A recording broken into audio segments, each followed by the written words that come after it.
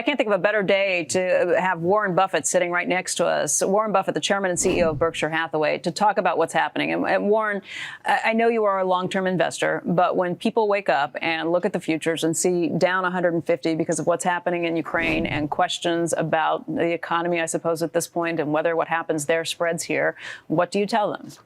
Well, I tell them when I got up this morning, I actually looked at a stock on the computer in the trades in London that we're buying, and it's down, and I felt good. What was the stock? It was an English stock.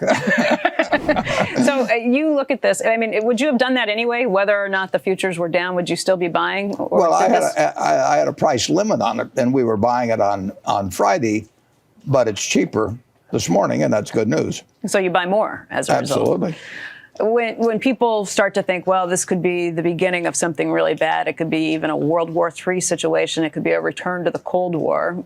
Does any of that ever go through your mind? Well, if you tell me all of that's going to happen, I will still be buying the stock.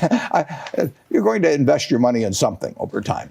The one thing you could be quite sure of is if we went into some very major war, the value of money would go down. I mean, that's happened in virtually every war that I'm aware of. So the last thing you'd want to do is hold money during a war. And you might want to own a farm, you might want to own an apartment house, you might want to own securities. But I mean, during World War II, the stock market advanced, and the